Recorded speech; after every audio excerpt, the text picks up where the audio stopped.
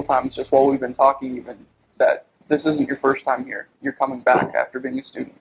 How has your perspective changed since your time as a student? Well, I mean, my perspective has changed because I've gotten older. I hope I've gotten wiser. If not, I've wasted these last few decades.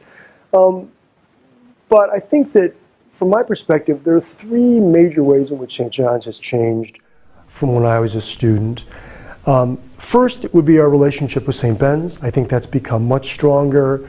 When I was here, St. Ben's was definitely a little bit less strong in terms of the resources they had. I think there was a real sense that there was a kind of big brother, little sister view.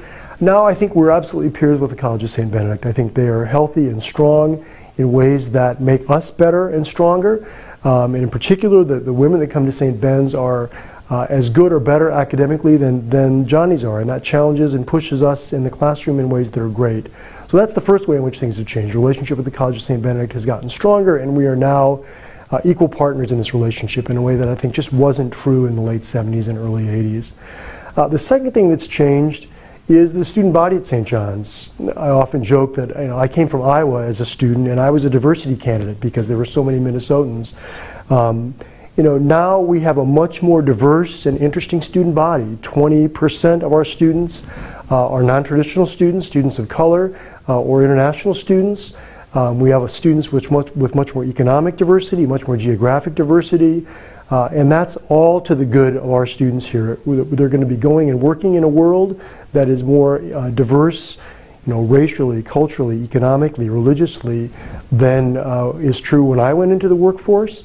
And I think to have a student body that is representative of that diverse world is really important for St. John's and St. Ben's. And in that way, we have had great success at making this a more diverse place. So in that sense, the students here are getting a better education than I and my classmates got. And the third way in which St. John's has changed is really a function of the way the world has changed. I mean, I think the world is smaller now than it was when I was a student. People travel more internationally. There's a lot more international activity and international programming for students.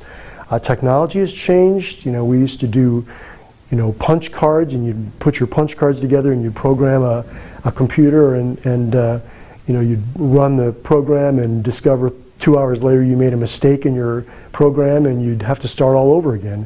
And the whole way in which technology has changed the ability of students to have access to information. As I mentioned earlier, students now have access to better information than the best libraries in the world. You sit in your dorm room, which we want to get you out of eventually, but you sit in your dorm room with your Wi-Fi connection, and you've got access to information that none of the best libraries in the world have access to. And when I was a student, we were constrained, of course, to what existed in Alclin Library, and that's just very different now. And so we can provide a better education for our students because of the information that's available to them through technology that just wasn't there when I was a student, and it wasn't even here 10, 15 years ago either. So it's just the world has changed, and we have changed with it in ways that have given our students a better education than they would have had when I was here in the 70s and early 80s.